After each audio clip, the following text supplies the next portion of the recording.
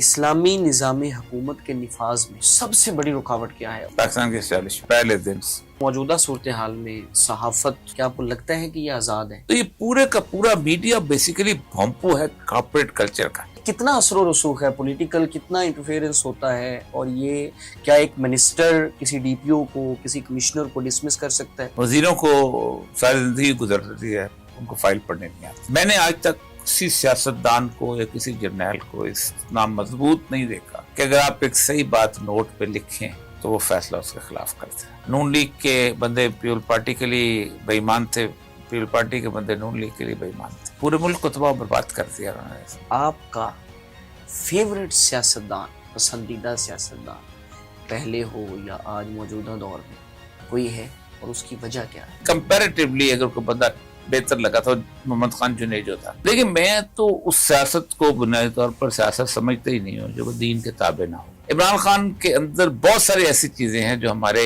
75 سال کے سیاستدانوں میں نہیں.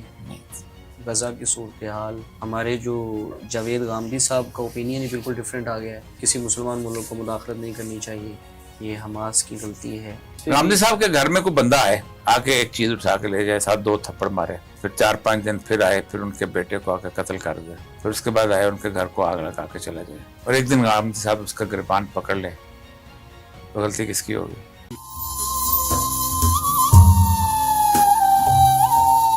الحمدللہ والصلاة والسلام علی رسول اللہ. معزز خواتین و حضرات، ایک نئے پوڈ کاسٹ ایپیسوڈ کے ساتھ آپ کا host Muhammad Muzammil, doctor Muzammil official platform پہ آپ کی خدمت میں حاضر ہے. خوش آمدید ایک اور بصیرت افروز نشست میں، جہاں ہم تاریخ، تہذیب، سیاست اور روحانیت کے ایسے گوشے کھولتے ہیں جو عموماً نظروں سے اوجھل رہتے ہیں. آج ہمارے ساتھ موجود ہیں، ہماری خوش قسمتی ہے، ممتاز دانشور، معروف کالم نگار اور وقت کی دھڑکن کو سمجھنے والے منفرد تجزیہ نگار، محترم المقام، عزت مآب جناب اولیاء مقبول جان عباسی صاحب. قابل احترام سر، دل کی اتھاہ گہرائیوں سے ہم آپ کو خوش آمدید کہتے ہیں. ہماری خوش قسمتی ہے کہ آج آپ ہمارے اسٹوڈیو پر تشریف لائے ہیں، اور ہمارا دل جو ہے وہ آپ کو دیکھ کر یقین کریں باغ باغ ہوا ہے. اللہ پاک آپ کو صحت و تندرستی کے ساتھ لمبی زندگی عطا فرمائے. تو سر، آپ کی ابتدائی زندگی سے ہم آج کا پوڈ کاسٹ شروع کرنا چاہیں گے کہ آپ نے اپنی ابتدائی تعلیم کہاں سے حاصل کی، اور چائلڈہڈ میں، بچپن میں آپ کو کن چیزوں کا زیادہ رجحان تھا، اس پر تھوڑا. اور ایک اور چیز، اولیاء نام یہ بالکل الگ تھلگ نام ہے، تو اس کی وجہ تسمیہ بھی پلیز ذکر کیجیے. دیکھیں، میں ایک بڑے مذہبی قسم کے پڑھے لکھے خاندان سے تعلق رکھتا ہوں، اور یہ تو اب ہمارے ہاں ہو گیا نا کہ مذہبی تعلیم یا مذہبی علم اور دنیاوی علم جو ہیں دونوں علیحدہ چیزیں ہیں. یہ تقسیم ہو اس زمانے میں نہیں ہوتا تھا. یعنی آپ خود سوچیں کہ پہلا جو دینی مدرسہ ہے برصغیر پاک و ہند میں، وہ وارن ہیسٹنگ نے قائم کیا تھا 1781 میں. اس سے پہلے علیحدہ دینی مدرسہ کوئی نہیں ہوتا تھا. تو ہمارے جو بزرگ تھے وہ دین کا بھی علم رکھتے تھے، حکمت کا بھی علم رکھتے تھے، فلسفہ بھی پڑھتے تھے. میرے دونوں تایا جو تھے والد صاحب کے، یعنی دادا اور دادا کے بھائی، وہ عبرانی کے بعد عالم تھے. تو ان کے طرف سے تھا کہ یہ نام رکھا جائے. تو وہ پھر خود تو وہ 1908 میں مطلب دنیا سے رخصت ہو گئے، لیکن یہ نام خاندان میں چل رہا تھا کسی کا تو رکھنا ہے، تو پھر میرے حصے میں آیا اور یہ نام جو ہے. تو یہ عبرانی زبان کا نام ہے جس کا مطلب ہے اللہ کا ایسا نور جس کے اندر حدت ہو. ماشاءاللہ، بہت خوبصورت نام ہے، اور آج اس کا مطلب بھی ہمیں جو ہے وہ پتہ چلا ہے. تو ابتدائی تعلیم آپ نے؟ میں اصل میں پہلے تو بیسیکلی فیصل آباد میں، میرے نانا فیصل آباد کی ایک گاؤں تھا چک جمرہ کے سے 5 میل دور، سے میل ہوتے تھے. جی جی. تو اس میں گاؤں تھا چک نمبر 155، اس کو پنواں کہتے تھے. تو اس کے اندر خطیب تھے مسجد کے. تو پہلا بیٹا تھا، میں پیدا وہیں ہوا. پھر والد میرے میونسپل کمیٹی فیصل آباد، اس وقت لائل پور ہوتا تھا، اس کے اندر اکاؤنٹنٹ تھے. تو میں وہاں کو 1.5 سال گزارا تھا. ابتدائی تعلیم پھر گجرات میونسپل کمیٹی میں آ گئے تھے. تو پھر وہاں سے لے کے میں 20 سال 1957 سے لے کے 1976 سپٹمبر تک، یونیورسٹی جانے تک میں گجرات میں رہا. تو تعلیم پہلی بنیاد وہیں گجرات میں حاصل، بی اے تک وہیں سے کیا. اچھا جی، ماشاءاللہ.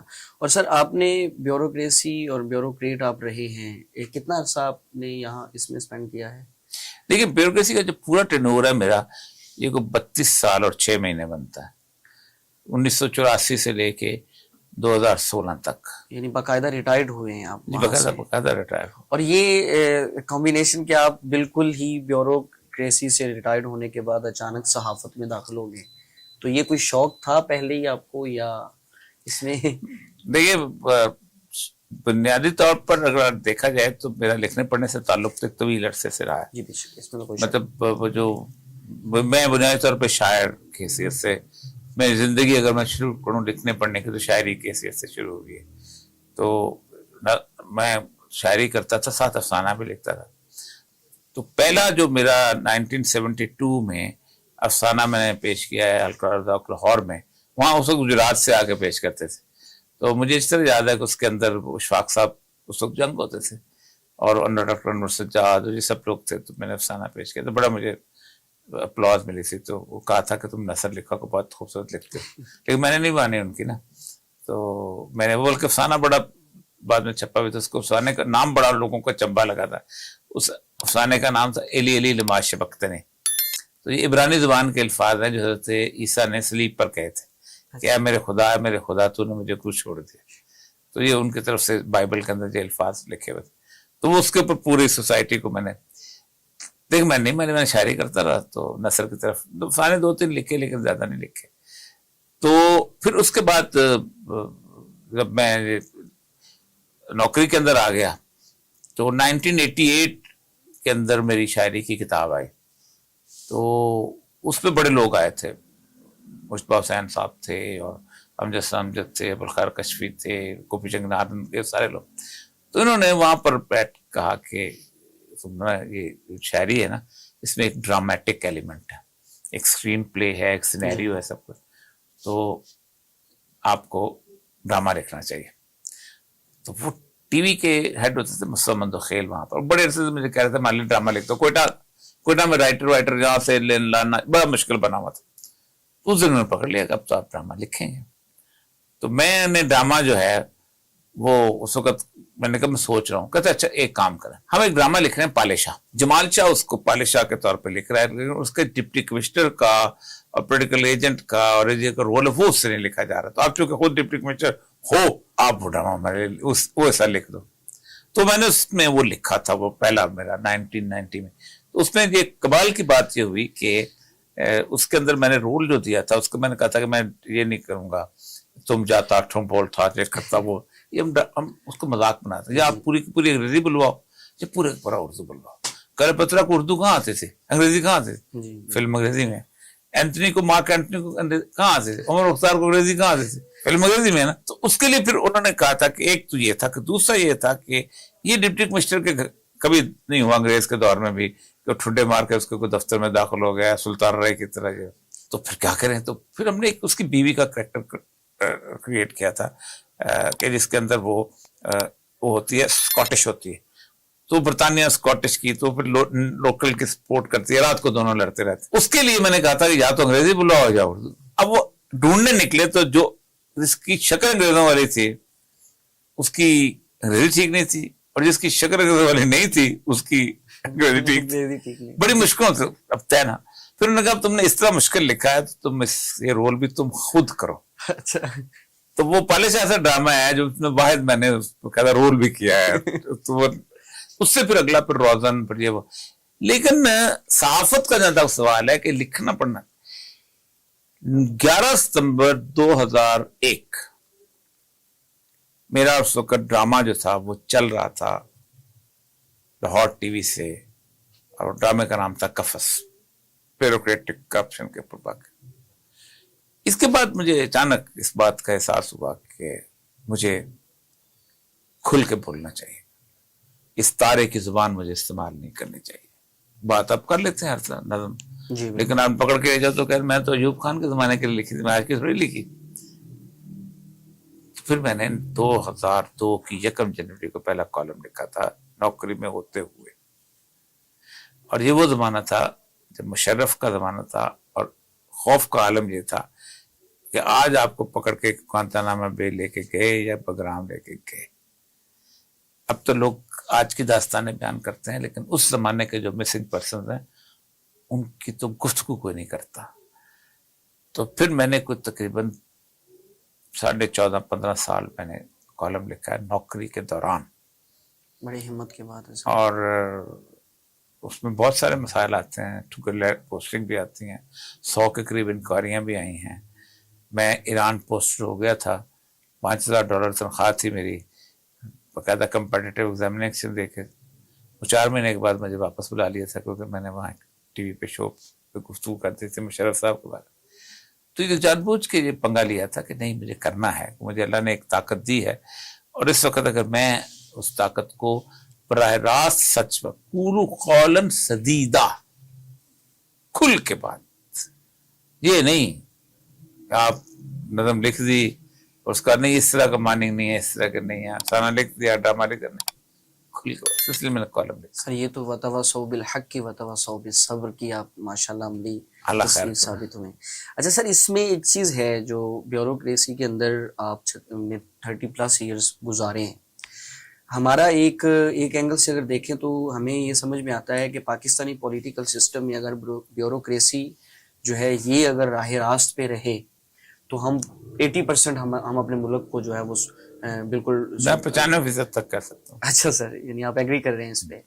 تو یہ کتنا اثر و رسوخ ہے پولیٹیکل، کتنا انٹرفیئرنس ہوتا ہے، اور یہ کیا ایک منسٹر کسی ڈی پی او کو، کسی کمشنر کو ڈسمس کر سکتا ہے اگر وہ اس کی حکم عدولی کرتا ہے، اگر وہ بات نہیں مانتا؟ تو اس بارے میں تھوڑی. دیکھیں، پہلی بات تو یہ ہے کہ وزیروں کو ساری زندگی گزرتی ہے، ان کو فائل پڑھنے نہیں آتی. جنرل ہمارے ساتھ آتے تھے، وزیر لگتے تھے، ان کو 5-7 سال لگتے ہیں فائل پڑھتے ہیں. سارا کچھ بیوروکریٹس ہے وہ کرتے ہیں، کام ان کو پتہ ہوتا ہے. اگر نیکی کا کام کرنا چاہیں تو یہ اس پہ کر سکتے ہیں، اور اگر برائی کا کام کرنا چاہیں تو یہ کر سکتے ہیں. میں نے آج تک کسی سیاستدان کو یا کسی جرنیل کو اتنا مضبوط نہیں دیکھا کہ اگر آپ ایک صحیح بات نوٹ پہ لکھیں تو وہ فیصلہ اس کے خلاف کرتے ہیں. میں ایک چھوٹی سی مثال دیتا ہوں کہ یہ جو فاطمہ جناب پاک ہے، اس کے ساتھ مجلس ترقی ادب کا اور اس کا دفتر ہے انجمن ثقافت اسلامیہ کا، اور اس کے بعد ایک اور ہے مجلس اقبال کا. تو اس کا میں سیکرٹری انفارمیشن کسٹوڈین. تو وہ پورا علاقہ جو تھا وہ مجید نامی صاحب کو شہباز شریف صاحب نکالنا چاہتے تھے، اس کو دینا چاہتے تھے. وہ جو بنا ہوا وہاں پر ایوان کارکنان پاکستان، وہ بھی غلط ہے، ناجائز ہے. تو میں نے اس پہ لکھا کہ یہ بھی ناجائز ہے، بھی خالی کرایا جائے. ان کو بڑا غصہ آیا، لمبی کہانی ہے. بڑی بیڈ ٹیسٹ کے اندر مجھے اویسٹی لگا دیا گیا، لیکن فائل پہ نوٹ میں لکھ کے. اس کے بعد شہباز شریف 8 سال رہے ہیں، فائل کو نوٹ کو بدل نہیں سکے، اس کے اوپر فیصلہ نہیں کر سکے. آج تک پارک وہی ہے، سب کچھ وہی ہے، ہر چیز وہی ہے. بیوروکریسی جو ہے 95% بیوروکریسی جو ہے اس کے اندر باقاعدہ اس کے اندر شریک ہے. اور بیوروکریسی کو انہوں نے لالچ سے اور دھونس سے اور تاندلی سے سب کچھ تباہ برباد کیا ہے. انہوں نے خود خراب تباہ برباد کیا ہے، ہم نے پیچھے لگایا ہے. پاکستان کے اندر 2 پولیٹیکل پارٹیز جو ہیں اس کی مجرم ہیں، ایک پیپل پارٹی اور ایک نون لیگ.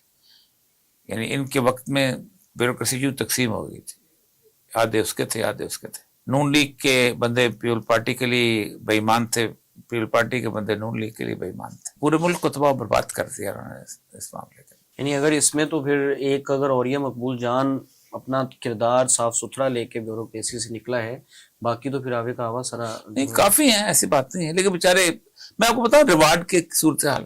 میں چاکی میں ڈپٹی کمشنر تھا، Akhtar Mengal was the chief minister. ایک ایشو کے اوپر پھٹا ہو گیا بہت خوفناک قسم کا، تو ایشو بہت سینسٹیو تھا، مجھے ٹرانسفر کر دیا گیا. 3 دن تک، میں آپ کو اخبار کی کٹنگ دے سکتا ہوں، 3 دن تک چاغی شہر کے اندر نوشکی کے ہیڈ کوارٹر پہ لوگوں نے ہڑتال کی ہے، اور تیسرے دن انہوں نے آر سی ٹی ہائی وے پر روک کیا، اور میرا ٹرانسفر کینسل ہوا ہے. میں بلوچ نہیں تھا، ان کی زبان نہیں بولتا تھا، دور سے آیا ہوا تھا، پنجابی تھا. اگر آپ صحیح ہیں پبلک آپ کے ساتھ کھڑی ہو جاتی ہے، آپ پبلک کے رہنما بن جاتے ہیں وہاں پر. ٹھیک ہو گیا. سر آپ نے ریسنٹلی جیل کاٹی ہے، تو it was surprising to me کہ آپ 73 ایئرس کی ایج میں 70 ہے میری ایج. ویسے 69 ویکیپیڈیا آپ کی ویکیپیڈیا سے بہت جھوٹ, میرے بارے میں ویکیپیڈیا جتنا جھوٹ لے کر 18 جنوری 1956 وہ 1952 بتا رہے ہیں. ہاں پتہ نہیں کہاں میں نے سے جب دیکھا تو میں نے اس کے 18 جنوری 1956. اچھا یہ جو ہے اس میں سوال اصل میں یہ کرنا, اس ایج میں بھی آپ اتنے منتھ تک جیل میں آپ نے ٹائم سپینڈ کیا ہے, یہ کیسے آپ نے اتنی مشقت برداشت کی ہے؟ ایک عام بندے کے لیے جیل کاٹنا تو یہ آپ کا سٹیمنا تھا, یہ آپ کے ایمان کا سٹیمنا تھا. اللہ تعالیٰ استقامت دیتا ہے اور کچھ نہیں. پہلی بات تو یہ ہے کہ ایک تو یہ کہ اس سے پہلے 3 دن کے لیے وہ زیادہ تکلیف دے تھے, وہ جو بالکل اٹھا لیا گیا تھا اور پھر نام و نشان تک نہیں پتا تھا کہاں ہے. ایک انڈر گراؤنڈ جگہ تھی جس کے اندر مطلب اندھیرے کے اندر وہ چھوٹا سا بلب لگا ہوا تھا, اور آ کے بتاتا تھا مغرب کا وقت ہو گیا نماز پڑھ لو, عصر کا وقت ہو گیا نماز پڑھ لو, سارا کچھ. 13 مئی کو میں پھر 3 دن کے بعد چھوڑ دیا. وہ بھی ایک عجیب و غریب اور ڈھیل تھی, تو اس کا تو پتہ ہی نہیں تھا نا کہ میرا جرم کیا ہے. سب بس یہاں تو مجھے جرم کا پتا تھا, مجھے تو ہیٹ سپیچ کہتے ہیں, اور یہ کون لکھتا تھا کہ ہیٹ سپیچ کس کے خلاف, اس کے خلاف بیسیکلی تو قادیانی والے مسائل کے. جی بالکل ایسے ہی ختم نبوت. مجھے بڑی ختم نبوت کا مجھے روز ایک جسے کہتے ہیں زندگی کے اندر ایک تسلی, ایک تشفی, ایک کیسی کیفیت. میں آپ کو بتاؤں جیل بڑی زبردست چیز ہے اگر آپ اس کو دیکھیں. ایک تو آپ کو جو تنہائی میسر آتی ہے ویسی تنہائی میسر نہیں آتی. آپ کا جو اللہ کے ساتھ تعلق ہے جتنا بنتا ہے کسی اور کے ساتھ نہیں بنتا. بڑے بڑے لوگوں نے بڑے بڑے کام کیے ہیں اس جیل کے اندر. پھر آپ کو پوری دنیا میں زندگی ریویو کرنے کا موقع ملتا ہے. تو پھر میرے تو خاصی انہوں نے جیل ایسی تھی کہ جو مجھے علیحدہ کمرہ تھا اور مجھے ملنے نہیں دیتے تھے. ہائی سیکورٹی زون میں تھا میں تھا یا کلبھوشن جادو تھا, 2 ہی بندے ہیں ہائی سیکورٹی زون میں. تو میں اگر باہر نکلتا تھا تو کہیں ٹیلی فون کرنا ہے یا بات ہاسپٹل جانا ہے, تب بھی 2 سپاہی جو تھے وہ ساتھ چلتے تھے کہ میں کسی سے گفتگو نہ کر لوں. تو اس میں اور میرے ساتھ ایک تھا کہ میں تھا اور عالم تنہائی جو صورت ہے وہ والی کیفیت تھی. چلیں سر, آپ پھر بھی نظر آ گیا ہے, اللہ آپ کو لمبی زندگی دے. اچھا ایک کویسچن سر یہ ہے کہ آپ کا فیوریٹ سیاستدان, پسندیدہ سیاستدان پہلے ہو یا آج موجودہ دور میں کوئی ہے, اور اس کی وجہ کیا ہے؟ دیکھیں میں تو اس سیاست کو بنیادی طور پر سیاست سمجھتا ہی نہیں ہوں جو دین کے تابع نہ ہو. جو سیاست دین کے تابع ہے وہی. میں نے زندگی میں اپنے طور پہ ایک ہی پولیٹیکل پارٹی ہے جس کے ساتھ میں رہا ہوں, بحیثیت طالب علم, وہ جماعت اسلامی تھی, اور وہ بھی مولانا مودودی کی حد تک. اس دور تک علم کی پیاس وہی بجتی تھی, وہیں سے سب کچھ. اگرچہ کہ اس کے بعد بھی جماعت اسلامی کسی نہ کسی حد تک رہی ہے, لیکن میرا اس کے بعد جیسے کہتے ہیں ایک وہ ایکٹیو صورتحال. مولانا مودودی وہ شخصیت ہیں کہ جن کی کتابوں سے اور جن کی شخصیت سے اور جن کی اثر کی محفل میں بیٹھ کے میں الہاد سے دین کی طرف آیا تھا, تو ان کا بڑا احسان ہے میرے اوپر. تو ان کی سیاست بھی کوئی ایسی بری نہیں تھی. میں اس کا ان کا فکرہ سنا دیتا ہوں. گول میز کانفرنس ہوئی تھی جب ایوب خان کی گورنمنٹ جا رہی تھی, سب کو بلایا تھا, شیخ مجیب کو بھی بلا لیا تھا اس کے اندر. جب جان پہ بناتی تھی سب کچھ, شیخ مجیب کو ریسیو کیا تھا اس کے اگر سازش کیس ختم کیا تھا. تو مولانا مودودی سے ہاتھ ملاتے ہوئے ایوب خان نے کہا کہ مولانا یہ سیاست بڑی گندی چیز ہے, آپ یہاں کہاں آ گئے عالم دین. تو انہوں نے کہا تھا تو پھر سیاست کو گندا ہی رہنا چاہیے. کیا بات ہے. اچھا سر اس میں یہ ہے کہ اب مولانا مودودی کے بعد مطلب آپ کے نزدیک کوئی آپ کی جو آپ نے کوئی پیمانہ رکھا ہو تو اس پہ کوئی پورا اترتا ہو؟ دیکھیں موجودہ پھر آپ کو کمپرومائز کرنا پڑتا ہے نا کہ نسبتاً کون زیادہ آنیسٹ ہے. جی ہاں چلیے یہ کہہ نسبتاً کون زیادہ انٹیلیجنٹ ہے, نسبتاً کون زیادہ بہتر ہے. پھر نسبتاً میں آپ آ جاتے ہیں نا, نسبتاً کون ہے, نسبتاً کون ہے. کمپیریٹیولی اگر کوئی بندہ بہتر لگا تھا, محمد خان جنیجو تھا, اس کے دور کے اندر ایک آنیسٹی بھی پریویل کرتی تھی, بندہ بھی ٹھیک تھا. سچ ریسنٹلی جو بھی آپ کہہ لیں, جو بھی عمران خان کے بارے میں کہہ لیں, عمران خان کے اندر بہت ساری ایسی چیزیں ہیں جو ہمارے 75 سال کے سیاستدانوں میں نہیں تھی. اچھا ہاں بہت ساری. تو اس میں یہ اس کو کریڈٹ دینا پڑے گا, چلیں میرا اس کی ذاتی. کیونکہ ظاہر بات ہے عمران خان کے بارے میں ایک اور چیز جو اہم ہے کہ عمران خان کی زندگی سے سیاست خالی کر دیں, نکال دیں, تو تو پھر بھی اس کی زندگی میں بہت کچھ بچ جاتا ہے. اس کے پاس شوکت خانہ میں بچ جاتا ہے, اس کے پاس نمل بچ جاتا ہے, اس کی گفتگو. پھر سب سے بات یہ ہے کہ آپ کسی بھی سیاستدان کو, میں بھی اس میں رہا ہوں, آپ اس طرح براہ راست بغیر کچھ آئیڈیا دیے سوال و جواب نہیں کر سکتے. اس کے ساتھ اس کا مطلب اس کی ایک بیک گراؤنڈ ہے, چیزوں کو سمجھایا سب. میرا سوال کافی حد تک کلیئر ہو گیا سر. ٹھیک. اچھا سر, پاکستانی میڈیا اور جو موجودہ صورتحال میں صحافت, کیا آپ کو لگتا ہے کہ یہ آزاد ہے؟ اور پاکستانی میڈیا کا اس وقت پاکستان کے موجودہ حالات میں کردار, پاکستان کی تباہی میں, پاکستان کی جو اس وقت صورتحال ہم سب کے سامنے ہے کہ اضطراب کی کیفیت ہے, پاکستان میں رہنا کوئی نہیں چاہتا, ہماری ایلیٹ, ہماری یوتھ بھاگ رہی ہے ملک چھوڑ کر, تو اس میں میڈیا کا کتنا کردار ہے؟ دیکھیں, میڈیا آسمان سے تو نہیں اترتا. ایک ہے میڈیا جو کہ کارپوریٹ کلچر کے حساب سے چلتا ہے, جو کہ اوور آل اس میڈیا نے اس ملک کو تباہ کرنے میں بڑا کردار ادا کیا. آج سے 50 سال پہلے کی آپ شاپنگ لسٹ اٹھا لینا تو آپ کو 30-35% ایسی چیزیں تھیں جو خریدتے ہی نہیں تھے. آپ شیمپو نہیں خریدتے تھے, جی بالکل, آپ ٹیشو پیپر نہیں خریدتے تھے, آپ رات کو جو کولڈ ڈرنک کی بوتل نہیں آپ کے ساتھ ہوتی تھی, بے شمار ایسی چیزیں. یہ میڈیا نے آپ کو لائف سٹائل کا عادی کیا.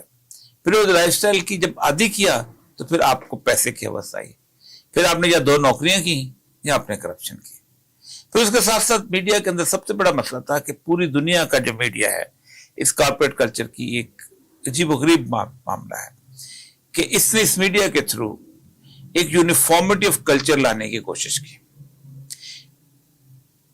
بینکاک میں رہنے والا, کراچی میں رہنے والا, سڈنی میں رہنے والا, نیو یارک میں رہنے والا, لندن میں رہنے والا اگر ایک طرح کے جینز نہیں پہنے گا, ایک طرح کی آپ پیزا نہیں کھائے گا, ایک طرح کا برگر نہیں لے گا, ایک طرح کی لپسٹک استعمال نہیں کریں گے, ایک طرح کی اور چیزیں نہیں ہوگی تو ان کا مال نہیں بکتا.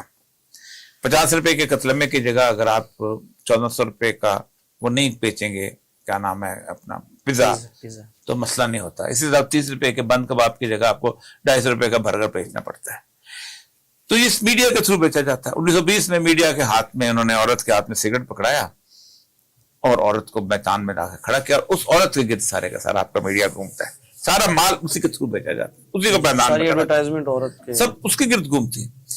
اب اس کی بدترین مثال یہ ہے کہ بینکاک کے شہر کے اندر 6 لاکھ سیکس ورکرز ہیں جو رجسٹرڈ سیکس ورکر. وہ 6 لاکھ سیکس ورکر جو ہیں وہ ایک کسی شخص سے $15 یا $10 لے کے آتی ہیں.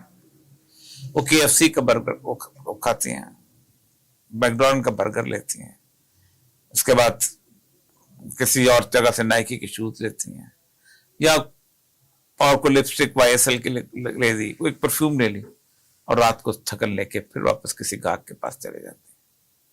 یہ تلخ ترین صورتحال ہے میڈیا کی اس لیول پہ. تو میڈیا نے صرف پاکستان تباہ نہیں کیا, پوری دنیا کا کلچر تباہ کیا. پوری دنیا کے اندر جو بے چینی ہے, پوری دنیا کے اندر جو اضطراب ہے, 18 ملک اس وقت دنیا کے ایسے ہیں کہ جس کے اندر اگر باہر سے لوگ نہ آئیں تو ان کی سروسز مینٹین نہ کریں. دنیا کی ہر آبادی کے لیے ایک گروتھ ریٹ ہے 2.1%. معاشرہ جو آگے بڑھے گا تو آگے بڑھے گا. Germany, France, Spain, Italy 1.6.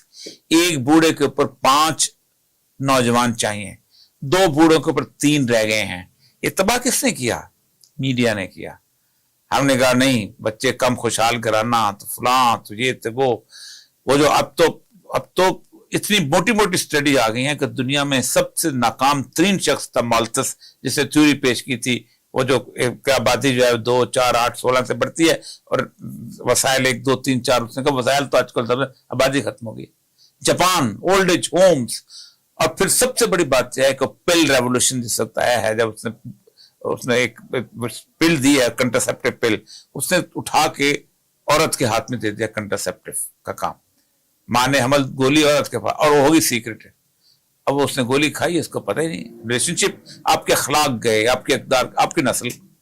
اب وہ کہتا یہ ہے کہ جس اولاد نے مجھے اولڈ ایج ہوم میں پھینکنا میں وہ کیوں رکھوں. اب وہ پیٹرنٹی لیو شروع ہوئی ہے یورپ میں. 2 سال باپ کو رخصت دی جاتی ہے, اللہ کا ناصر بچے پیدا کرو. تو اس کا مطلب یہ ہے کہ آپ نے ایک چاہتا تھا کلچر, عورت کو کیوں نکالا؟ آپ کو ضرورت تھی, آپ کو کارخانے میں اس کی ضرورت تھی, آپ کو چاہیے تھا کہ ایک عورت کو آپ گھر سے نکالتے ہیں, کم از کم 50 پروفیشن شروع کرتے ہیں اس کا ریپلیسمنٹ کے لیے. آپ کو ٹیک کیئر سینٹر بنانے پڑتے ہیں, آپ کو اپنا فاسٹ فوڈ کی چینز بنانی پڑتی ہیں, آپ کو کیا نام ہے اس کے فاسٹر کیئر اس کی صورت. کون سی ایسی چیزیں ہیں کہ جو عورت کو صرف ایک تنخواہ کے لیے اس کے لیے آپ کو پوری, اور پھر وہی اور ایک جگہ تو عورت آتی ہے تو چلو ٹھیک ہے تھوڑا سا ہائی, یہ تو عورت ہوا جو 50 گھروں میں کام کرتی ہے اور اس کا خاوند 4 میں کام کرتا ہے اور لائف سٹائل مینٹین کرنے کی کوشش کرتا ہے, وہ نہیں ہو پاتا اس سے پھر بھی. تو یہ پورے کا پورا میڈیا بیسیکلی بھونپو ہے کارپوریٹ کلچر کا.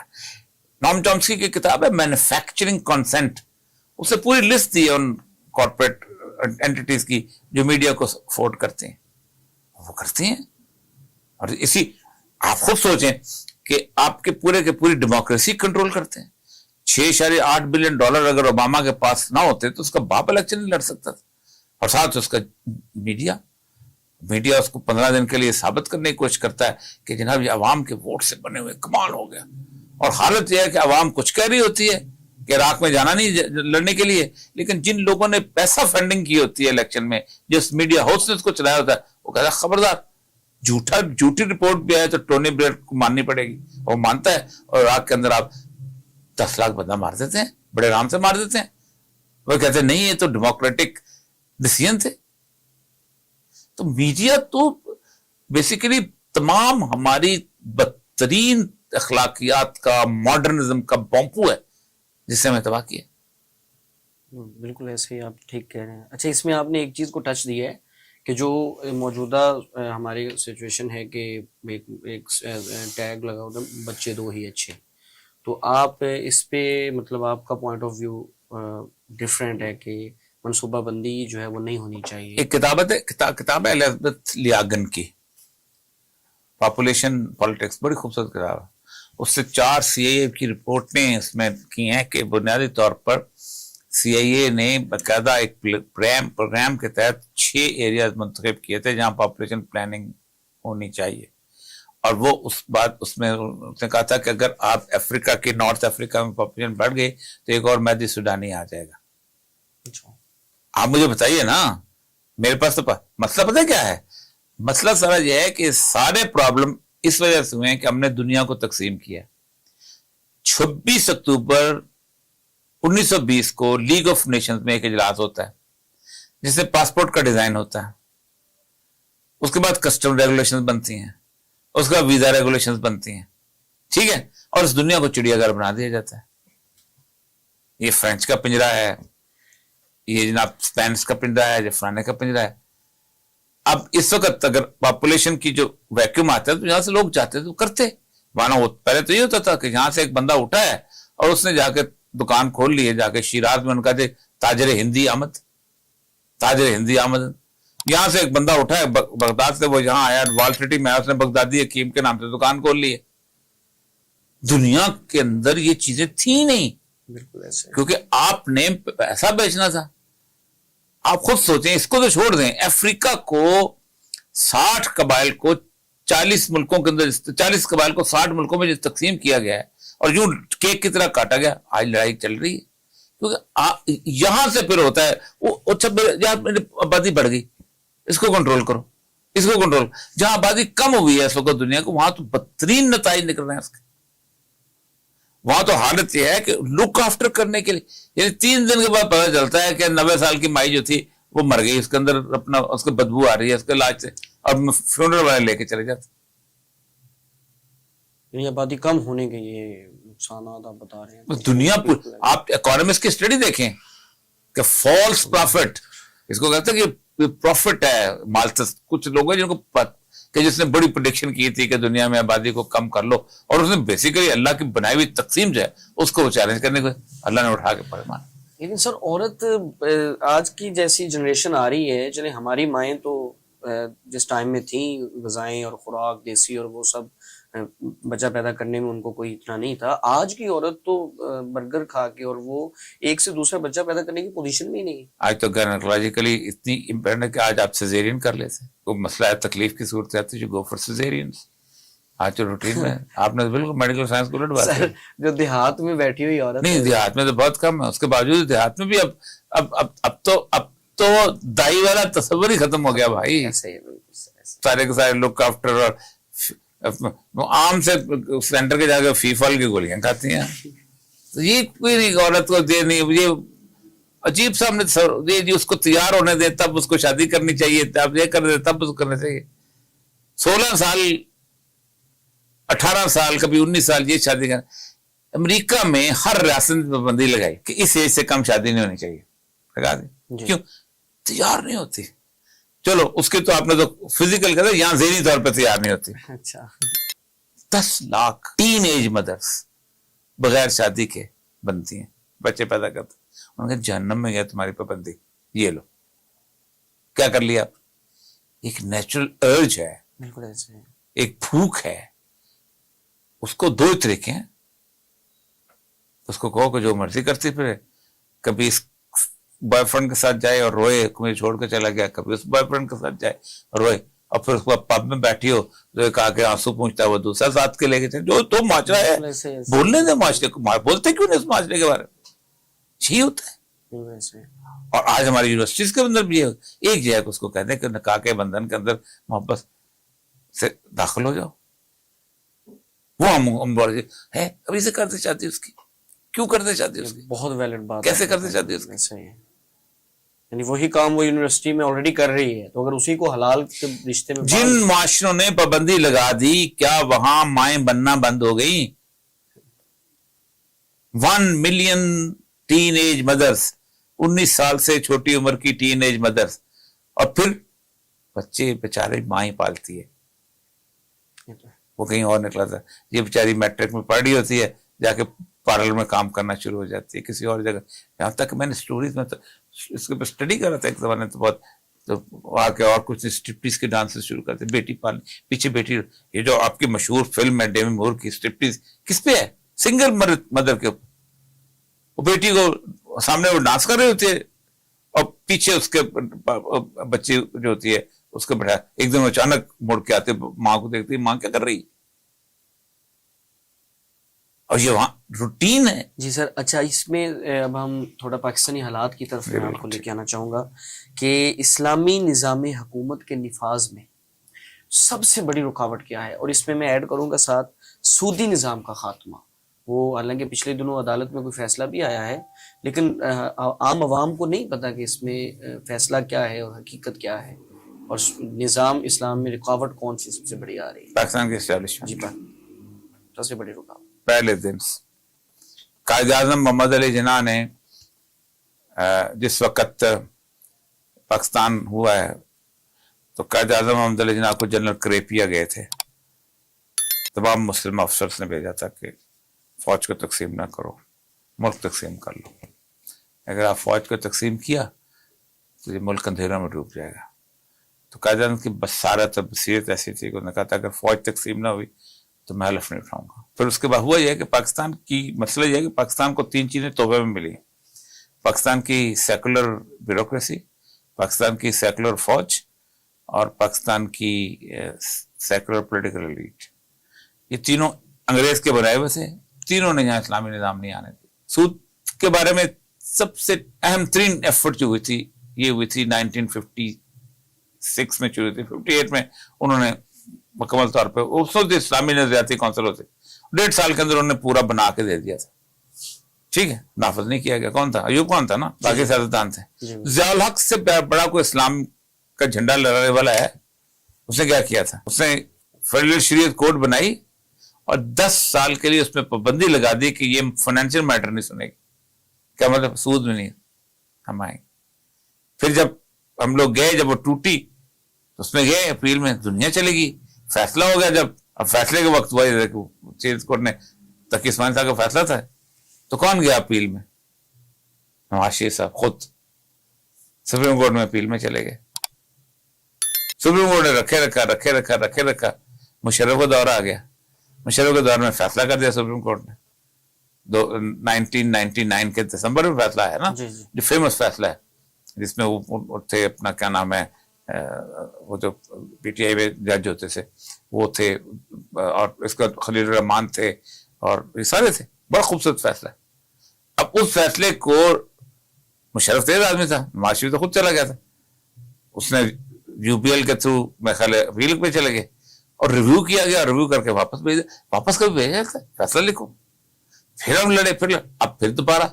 اب اسحاق صاحب یہ تو واقع کہتے ہیں لوگوں کو بیوقوف بنانے کے لیے کہ ہم نے اپیل میں جا رہے, تو 4 بینک جو گئے ہوئے ہیں وہ تمہارے انڈر ہیں, اسٹیٹ بینک سے کہو آرڈر کرو واپس لیں. تو یہ سارے کے سارے بیسیکلی پاکستان کی اسٹیبلشمنٹ صرف فوج نہیں ہے, یہ 3 چیزیں ہیں. پاکستان کی سیکولر بیوروکریسی, پاکستان کی سیکولر فوج, اور پاکستان کی سیکولر انگریز کی پروردہ پولیٹیکل ایلیٹ. ہر علاقے کے کانسٹیچوئنسی کا ایک بندہ انگریز بنا گیا تھا. یہاں 1920 میں اس نے پہلے الیکشن کروائے, ہری سنگھ غور جو تھا وہ اس کے اندر بنا تھا, وزیر اعظم بنا تھا.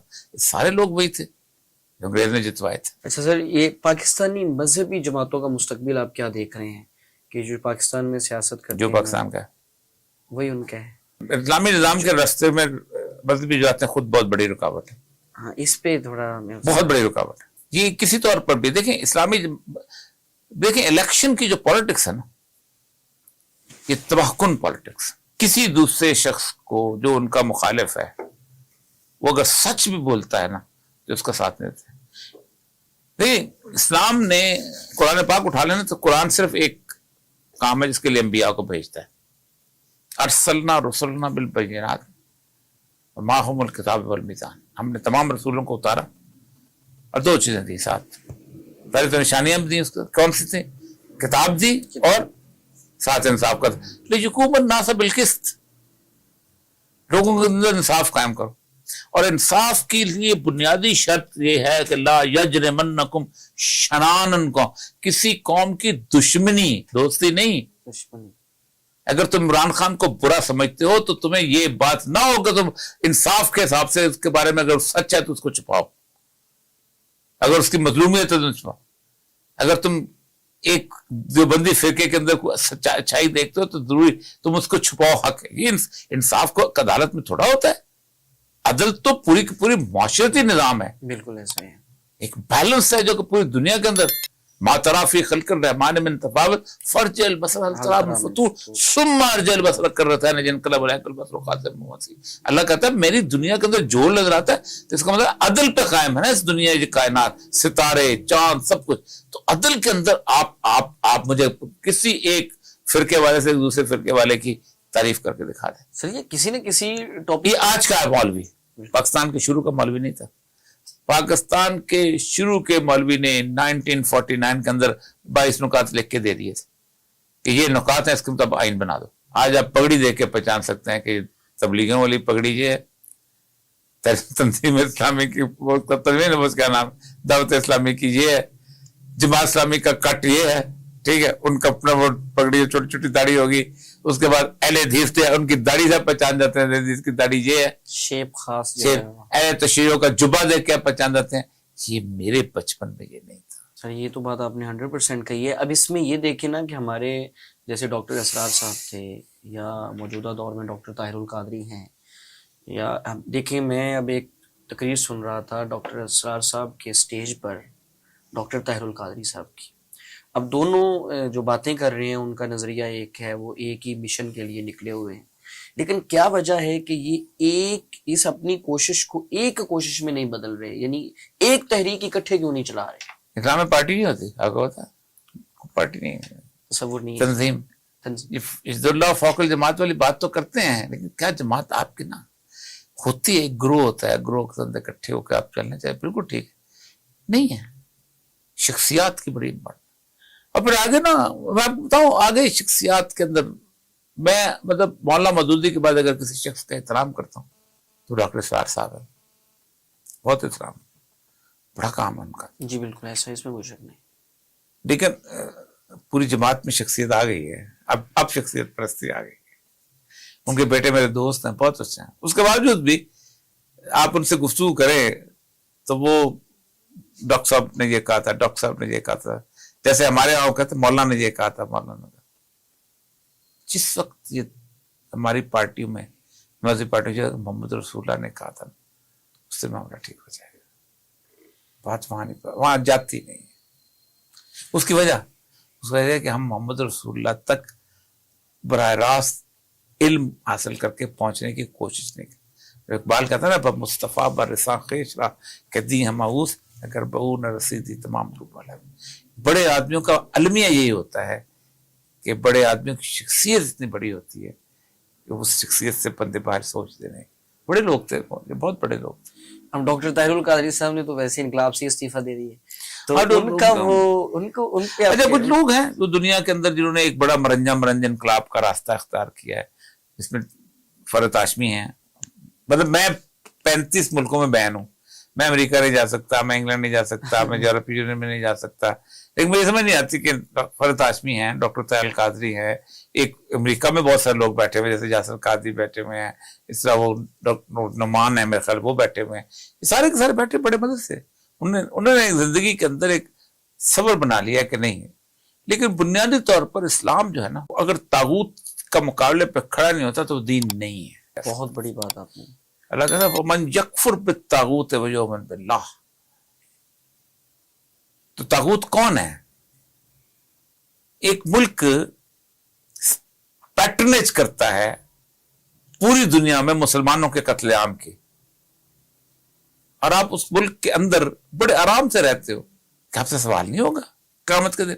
یہ کام تو کمیونسٹ نہیں کرتے تھے، چی گویرا نہیں کرتا تھا، یہ کام تو ڈیگول نے نہیں کیا تھا، اٹھ کے فرانس سے نکلا تھا، اٹھ کے جا کے الجزائر میں لڑنا شروع ہو گیا تھا اپنے ملک کے خلاف. یہ کام تو سارسرے نے نہیں کیا تھا، وہاں جا کے کیوبا میں لڑنا شروع ہو گیا تھا. 75 سال کمیونسٹ کا نظام جو ہے اس میں سود نہیں تھا. کہتے ہیں سود کے بغیر زندگی گزاری انہوں نے نا، کتنا کامیاب تھا. وہ تو ان کی تباہی کی وجہ کچھ اور ہے، ان کی تباہی کی وجہ یہ ہے کہ اور معاملات میں انوالو ہو گئے تھے، پھر امریکہ پھر دنیا پیچھے تھی، لیکن کامیاب تھا سسٹم اپنے حساب سے. جی اگر ہم موجودہ صورتحال میں فلسطین کا ذکر نہ کریں، غزہ کی صورتحال، اس میں بھی اب ڈفرینٹ اوپینین ہو گئے ہیں. ہمارے جو جاوید غامدی صاحب کا اوپینین ہی بالکل ڈفرینٹ آ گیا ہے کہ وہ کہہ رہے ہیں کہ یہ صرف یعنی کوئی کسی مسلمان ملک کو مداخلت نہیں کرنی چاہیے، یہ حماس کی غلطی ہے. تو وہ اس کو ایک مطلب ایک سیاسی جو ہے وہ جنگ کہتے ہیں. اس پہ غامدی صاحب کے گھر میں کوئی بندہ آئے، آ کے ایک چیز اٹھا کے لے جائے، ساتھ 2 تھپڑ مارے، پھر 4-5 دن پھر آئے، پھر ان کے بیٹے کو آ کے قتل کر دیا، پھر 3-4 سال 2 سال کے بعد آئے، ان کی بیٹی اٹھا کے لے جائے، پھر اس کے بعد آئے ان کے گھر کو آگ لگا کے چلا جائے، اور ایک دن غامدی صاحب اس کا گریبان پکڑ لے، تو غلطی کس کی ہوگی؟ ظاہر ہے جی، جو پہلے آ رہے تھے بار بار تکلیف پہنچا رہے. 17 سال سے ہم مار کھا رہے، 4,500 بندے صرف 3 سال کے اندر مارے گئے. ان گھروں میں جنازے گئے تھے، ہم صاحب کے گھر میں جنازہ نہیں گیا تھا. گزشتہ 16 سال سے دنیا کی سب سے بڑی جیل سور گیا تھا. اس کے بارے میں کمال بات کی ہے اس نے، کیا نام، نام چامسکی نے، بڑی خوبصورت. اس نے کہا جیل میں تو انسانوں کے حقوق ہوتے ہیں، تو انسانوں کے حقوق ہی نہیں تھے.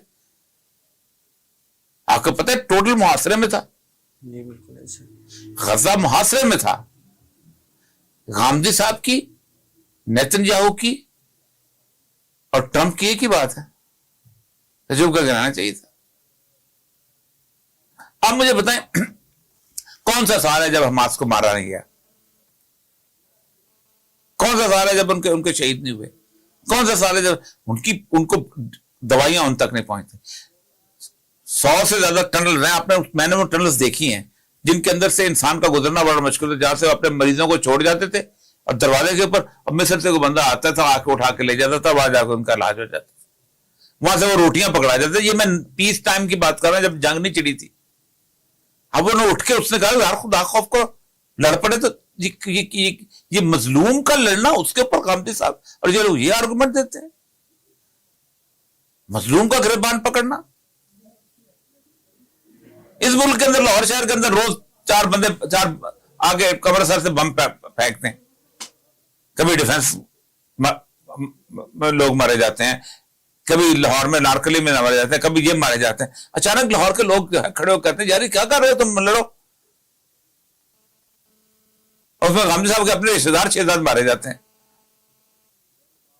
یہ دنیا میں کون سے پرنسپل کے تحت ہے کہ آپ ریٹیلیٹ نہیں کرتے ظلم کے خلاف؟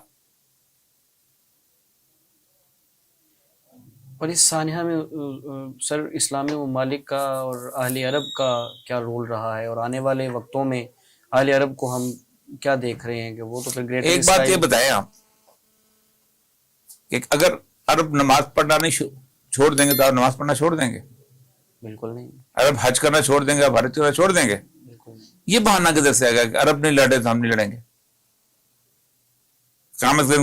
یہ دلیل دی جا سکتی ہے؟ بالکل نہیں دی جا سکتی. عرب نہیں لڑتے, عربوں کی جنگ ہے. امریکہ وہاں سے اٹھتا ہے اور ایک اپنے ان کو بچانے 3000 کے ریٹیلیشن میں پورا افغانستان تباہ کر دیتا ہے. صرف یہ صورت, اور اس کو انٹرنیشنل دنیا پوری جسٹیفائی کرتے ہیں کہ تم صحیح مار رہے ہو. صدام حسین کے بارے میں ایک اطلاع ملتی ہے کہ اس کے پاس ویپن, اور جھوٹی اطلاع کہ ویپنز آف ماس انفراسٹرکچر ہے. صدام حسین 24 لاکھ بندہ مرا ہے ایک اندازے کے مطابق عراق میں. آپ کیوں نہیں نکل سکتے؟ آپ کو تو اللہ قرآن میں 75ویں آیت ہے سورہ نساء کی, آپ چلوائیے گا یہاں مالکم لا تقاتلون ولی. کیوں نکلتے اللہ کے راہ میں؟ کس کے لیے؟ مستضعفین کے لیے. من رجال والنساء والولدان جو والی آیت ہے اس کے اندر اللہ کہتا ہے کیونکہ وہ کہتے ہیں ہاذہ القریۃ ظالم, یہ ظالموں کی بستی ہے جس پہ ہمارے لیے کوئی مددگار بھیج ہمارے لیے اپنی طرف سے. یہ تو اللہ نے آپ کو فرض کیا ہوا جہاد, اور اس میں یہ نہیں ہے کہ غزہ مسلمانوں کو نہیں لڑنا. ہم نے بستی عیسائیوں کی بھی ہو سکتی ہے ظالموں کے لیے, بستی یہودیوں کی بھی ہو, بستی ملدوں کی بھی ہو, آپ نے لڑنا ہے, آپ کا کام ہے. اللہ نے تو مسلمانوں کی ڈیوٹی لگا دیا کہ جہاں ظلم ہو تم جا کے لڑو. اور یہ انٹرنیشنل پرنسپل ہے, انٹرنیشنل پرنسپل ہے کہ آپ نے جا کے مظلوم کی مدد کرنی. اس میں کوئی مذہب والی بات ہی نہیں. تو سر اس میں اب پاکستان میں عوامی جذبات مختلف ہیں. ہائی اتھارٹیز کی بات کریں, ان کے جو بھی ہیں کنسرن وہ ایک الگ بات ہے, لیکن جتنے بھی عام عوام ہے لائک می یا میری طرح کے کتنے کروڑوں پاکستانی ہیں, وہ یقین کریں جہاد لڑنے کے لیے بھی تیار ہیں کہ ہمیں کوئی سورس یا کوئی راستہ فراہم کیا جائے. تو ان حالات میں عام پاکستانی کیا کرے؟ عام پاکستانی صرف یہی ہے کہ یہ کم از کم ایک سلوگن لگائے کہ جہاد کا اعلان کرو. اسماعیل ہانیہ شہید نے کنونشن سینٹر میں ایک فقرہ بولا تھا کہ اگر پاکستان اسرائیل کو دھمکی دے دے تو ہمارے مرچے بننا بند ہو جائیں گے. اللہ اکبر. یہ فقرہ قیامت دن ان سب لوگوں کے سامنے کھڑا ہوگا جن کے پاس اللہ نے جنہیں طاقت دی ہے. قرآن کہتا ہے فاتقوا اللہ ما استطعتم, اللہ کا تقوی اختیار کرو جتنی تمہاری استطاعت ہے, جتنا تمہیں استطاعت دی گئی. مجھے زبان کی استطاعت ہے, میں زبان میں بولتا ہوں. مجھے لکھنے کی استطاعت ہے, میں لکھنے بولتا ہوں. جس کو اللہ نے ایٹم بم بند دیا ہے, جس نے اللہ نے فوج دی ہے, جس کو اللہ نے قوت دی ہے, جس کو اللہ نے طاقت دی ہے, جس کو اللہ نے پیٹرول دیا ہے, اس کے حساب سے سوال ہو جائے گا قیامت کے دن. سب کچھ یہاں تو نہیں ہو جانا. اس کائنات کے اندر ایک اور مقام ہے, آئندہ آنا ہے, اس میں سوال و جواب ہونا. تو پاکستان کا تو ایک بڑا میجر رول تھا نا, ظاہر ہے ایٹمی طاقت ہے, اور جب پاکستان نے بلاسٹ کیا ہے تو فلسطین میں بھی باقاعدہ سیلیبریشن ہوئی ہے کہ دنیا کے ہر ملک میں ہوئی تھی, ہر مسلمان ملک میں ہوئی تھی. تو اہل عرب جسٹ اپنے مفادات دیکھ رہے ہیں اس وقت. اور ہر اہل عرب صرف کیوں, ملائیشیا اپنے مفاد نہیں دیکھ رہا, انڈونیشیا نہیں دیکھ رہا, برنائی کے بعد سب سے زیادہ دولت وہ نہیں دیکھ رہا, پاکستان نہیں دیکھ رہا, بنگلہ دیش نہیں دیکھ رہا. یہ ذمہ داری اہل عرب کی ہے. اور سر ایران کا جو رول ہے, ایران کا رول بہتر. یمن ایک ملک ہے صرف جو کھڑا ہوا ہے, وہ یمن ہے, اور سب سے غریب ملک. جتنے بچے غزہ میں مرے ہیں اس سے کم 10 گنا زیادہ بچے یمن میں مرے. اللہ اکبر. صرف ایک ملک.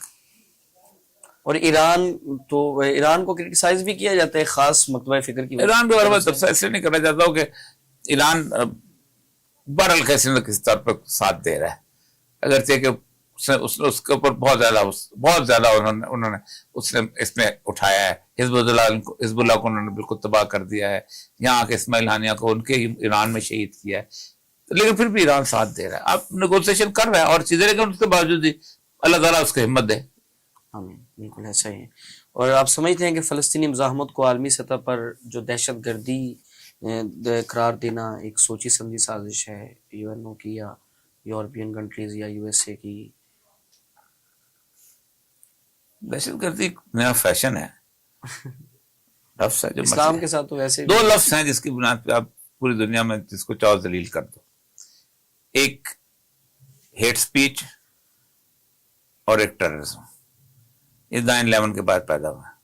میں ہیٹ سپیچ میں آتا ہوں, جو بندوق چلاتا ہے وہ ٹیررزم میں آتا ہے. اچھا, آپ نے اپنی تحریروں میں خلافت اور امت واحدہ کا تصور پیش کیا ہے, نو ڈاؤٹ اس میں آپ نے بالکل پیش کیا ہے. تو کیا آج کا المیہ اسی خلا کی علامت ہے؟ بالکل. دیکھیں مسلمان امت جو ہے نا, اگر یہ اکٹھی ہو جائے تو میرا خیال ہے اس سے بڑی امت نہیں ہو سکتے. 12 ٹائم زون ہیں روس کے, ایک ملک. چاند کا مسئلہ ختم ہو گیا آپ کا. پہلی بات مراکش میں دیکھے گا, یہاں مسلمان جان چاند پہ ہم نے کمال ہے. یہ نیشن اسٹیٹ ہے, پاسپورٹ یہ تو کمال ہے کہ تورخم کے اس طرف اللہ اور ہے, تورخم اس طرف اللہ اور ہے. ادھر چاند نکلتا ادھر چاند نہیں نکلتا. رسول اللہ علیہ وسلم کی ایک ہمارے حدیث ہے کہ آپ نے روزہ رکھا ہوا تھا, کچھ اصحاب آ گئے, انہوں نے کہا ہم نے تو عید, ہم نے چاند دیکھ لیا. فرمایا تم اللہ کو مانتا؟ ہاں. مجھے رسول مانتا ہوں. حضرت بلال سے کہا جاؤ بلال اعلان کرو روزہ توڑ دیں, ہم عید پڑھیں گے. میں نے یہاں ایک مفتی صاحب سے پوچھا تھا, میں نے مراکش سے ایک آدمی اگر لے کے آئے فلائٹ تذکرۃ الشہود پہ پورا اترتا ہو, آ کے گواہی دے دے, تو کیا آپ روزہ توڑوائیں گے؟ نہیں, وہ زمینی حقائق. میں نے کہا میں رسول اللہ کی بات کر رہا ہوں, اب یہ زمینی حقائق میں پھنسے, پاکستان فرسٹ, ایران فرسٹ میں. تو یہ مشکل بھی نہیں ہے. جتنی جنگیں یورپ نے لڑی ہیں, کیا ہم نے لڑی ہیں؟ کو 16-17 کروڑ بندہ مارا ہے. 120 سال جنگ ہوئی ہے انگلینڈ کی اور فرانس کی, وار آف روزز. بیلجیم اس کی جنگ ہوتی رہی ہے. اسپینش وارز ہوئی ہیں لمبی چوڑی. ایسٹرو ہنگیرینس وار ہوئی ہیں. فرسٹ ورلڈ وار یورپ کے آپس میں ہوئی تھی نا. بالکل ٹھیک, چرچل تھا اور ہٹلر تھا. چرچل اس بعد سیکنڈ ورلڈ وار میں چرچل تھا, ہٹلر تھا. سیکنڈ ورلڈ وار بھی وہ یورپی یونین بن سکتا تھا, ہم کیوں نہیں بن سکتے؟ ایک کرنسی ہے نا وہاں. ہاں جی بالکل. اور جس مسلم امہ کے پاس تیل کی دولت ہو, جس مسلم امہ کے پاس اتنی زیادہ مادی وسائل ہوں, جس مسلم امہ کے طرف دنیا کے 2 بڑے دریا, کم از کم 2 بڑے دریا, 3 بڑے دریا بنتے ہیں, دریائے نیل, دریائے سندھ اور دریائے ایمو, یہ ہوں, برہم پترا شترا, یہ, اور ایگریکلچر واسٹ لینڈ ہو. 50 ریاستیں ہیں امریکہ کی, 50 علیحدہ ہو جائے ختم, کچھ بھی نہیں ہے. 50 اکٹھی ہیں تو امریکہ ہے. مسلم امہ کے 57 اکٹھی ہو جائیں تو مسلم امہ امریکہ سے زیادہ طاقتور ہو جاتی. یہ ہوں گی کیسے سر؟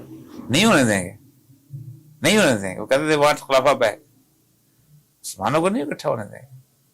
مسلمانوں کی بدقسمتی یہ ہے کہ مسلمانوں کے اوپر مسلمان حکمران نہیں ہے, مسلمانوں کے اوپر سیکولر ڈکٹیٹر حکمران ہے. بشار الاسد مسلمان ہے, ہی از اے سیکولر ڈکٹیٹر. جیسے ٹونی بلیئر ہے ویسے بشار الاسد ہے, جیسے پیوٹن ہے ویسے بشار الاسد ہے. سی مسلمان حکمران ہے, جیسے کوئی اور ڈکٹیٹر ہے, جیسے جنرل فرینکو ہوتا ہے جیسے وہ ہے. مشرف مسلمان حکمران تھا. مسلمان حکمران تو وہ ہے جو اسلام کو نافذ کرتا ہے کچھ جگہ. بالکل ایسے. تو جس اس ملک میں یہ ہمیں کہتے ہیں مسلمانوں کی مسلمانوں کا تو ایک بھی حکمران نہیں ہے.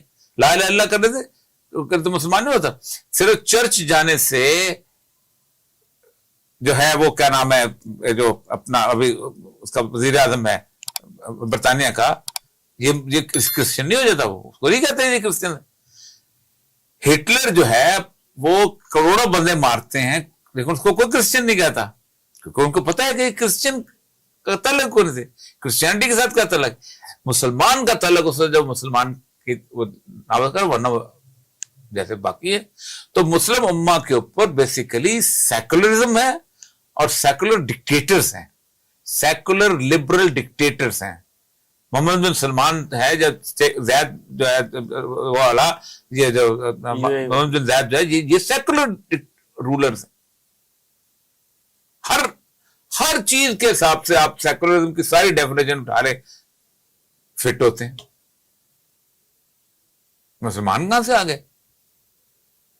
تو جس سے مسلمان رولر ہوں گے اس سے یہ اکٹھے ہو جائے. بس آخری 2 سوال پہ بات کو سمیٹ رہا ہوں سر، کہ پھر یہ آپ کیا مستقبل کیا دیکھ رہے ہیں؟ ہم پاکستان کا مذہبی منافرت بھی ہے، تو یہاں پہ اگر ہم اس کو ختم کیسے کر سکتے ہیں؟ ہمارے بڑے بڑے جو نامی گرامی مفتیان حضرات جو ہیں، سرکردہ جو ہیں، وہ ایک سٹیج پہ کئی جگہ پہ اکٹھے بھی نظر آتے ہیں، لیکن اس کے باوجود بھی امت کے اندر وحدت نظر نہیں آتی. لیکن پہلی بات تو یہ ہے کہ وحدت کا جہاں تک تعلق ہے، وحدت آپ نہیں کر سکتے. وحدت کے لیے کچھ چیزیں کریٹ کی جاتی ہیں. مطلب ہمارے یہاں کہا جاتا ہے کہ کانسٹیٹیوشن جو ہے یہ وحدت کی علامت ہوتی ہے. اب کانسٹیٹیوشن نافذ ہے، کہتے ہیں دین کیسے نافذ ہوگا؟ اسلام آئین نافذ ہے نا. اس کی آسما جہانگیر اور انٹرپریٹیشن کرتی ہے، ایم کی ایم اور کرتی ہے، فوج والے اور کرتے ہیں، سندھ والے اور کرتے ہیں. نافذ ہے نا. لیکن اسلام نافذ نہیں ہو سکتا. کس کی مانے بھائی؟ اس آئین کی کس کی مانے؟ اس آئین کو سیکولر انٹرپریٹیشن کرتا ہے، کوئی دوسرا انٹرپریٹیشن کرتا ہے. تو نیت ٹھیک نہیں ہے ہماری. ایک بات تو یہ ہے ہم نہیں نافذ کرنا ہے. آپ دین نافذ کر دیں، انٹرپریٹیشن جس کی مرضی ہے. اس سے ہوتا کیا ہے؟ ہوتا یہ ہے کہ آپ اس کی ایک جورسٹ کی ایک وہ کر لیتے ہیں، وہ جورسٹ کو انٹرپریٹ کرتا رہتا ہے. انٹرپریٹیشن کو اب بھی تو کانسٹیٹیوشن کو کون انٹرپریٹ کرتا ہے؟ سپریم کورٹ کرتی ہے. تو آپ مسلم جورسٹ کی 1 گھنٹہ لگتا ہے دین نافذ کرنے کے لیے. لیکن نہیں نا، ہم نہیں نہ کرنا. Pakistan is basically virtually it's a secular state, completely secular state بن چکی ہے اب تو بالکل ہی. اور میں مستقبل چاہتا ہے پاکستان ہم کو بہت بری سزا ملنے والی، بہت خوفناک سزا ملنے والی. اللہ اکبر. اس کی بنیادی وجہ آپ رسول اللہ صلی اللہ علیہ وسلم کی حدیث اٹھا لیں، باقی چیزیں اٹھا لیں. پاکستان بنیادی طور پر نیشن سٹیٹس جب بن رہی تھیں رنگ نسل زبان اور علاقے کی بنیاد پر، پاکستان اللہ تعالیٰ کی نشانیوں میں سے ایک نشانی تھا. میں نے کہا تھا میں محمد حسین چیمہ ہوں، یہ ارجن داس چیمہ ہے. ہم بنگڑا ایک طرح کا ڈالتے ہیں، ہم ساگ ایک طرح کا کھاتے ہیں، ہم ہیرے رکھ کر کھاتے ہیں. میرا بھائی نہیں ہے لا الہ الا اللہ محمد رسول اللہ نہیں پڑھتا. ہم نے مدینے کی صورتحال دوبارہ پیدا کی تھی، بدر کی صورتحال پیدا کی تھی. علی ابن ابی طالب ایک طرف ہیں، عقیل ابن ابی طالب دوسری طرف ہیں، حمزہ ابن عبد المطلب ایک طرف ہیں، عباس ابن عبد المطلب دوسری طرف ہے. حضرت عمر نے اپنے ماموں کو قتل کیا تھا، عباد ابن نجر اپنے باپ کا سر کاٹ کے لایا. ہم نے کہا تھا نہیں، ہم نے ایک بنائی تھی، یہ کہتے ہیں صالح علیہ السلام کی اونٹنی تھی، ہم نے صالح علیہ السلام کی اونٹنی کو کر دیا ہوا ذبح. اب صرف عذاب کا انتظار کریں. اور وہ بہت خوفناک نظر آتا ہے مجھے، کیونکہ عذاب کی تین ڈیفینیشن ہیں عذاب کی جو قرآن بتاتا ہے. 3، چوتھی کوئی وجہ نہیں ہے، کوئی اور راستہ نہیں. علامتیں 3 ہیں.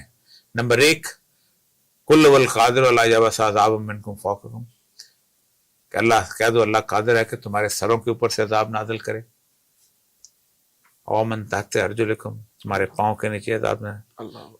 یہ تو چلو کبھی کبھی آتے ہیں، لیکن ایک عذاب ہے جو اللہ نے مسلط کر دیا، یہ تیسرا. وَيَلْبَسُكُمْ شِيَعًا، تمہیں میں گروہوں میں بانٹ دوں، شیعہ، سنی، وابی، بریلوی، دیوبندی، پنجابی، پٹھان، سندھی، بلوچ. وَيُذِيقَ بَعْضَكُمْ بَعْضَ بَعْضٍ، اور ایک دوسرے سے گردنیں کٹوا کے تمہیں عذاب کا مزہ چکھاؤں. ہم اس حالت عذاب میں ہیں اور ہم نہیں نکل سکتے جب تک ہم واپس رجوع نہیں کرتے پاکستان کی اساس کو. یا تو پاکستان کو توڑ دو، پنجاب علیحدہ ہو جائے، بلوچستان علیحدہ ہو جائے، باقی کہیں ہم پنجابی بلوچی. اللہ کو اس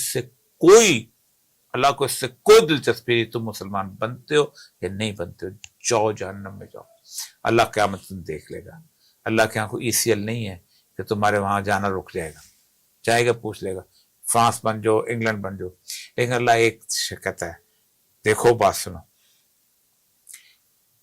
کیا فتؤمنون ببعض الکتاب وتکفرون ببعض، تم کتاب کے ایک حصے کو مانتے ہو دوسرے حصے کو نہیں مانتے ہو.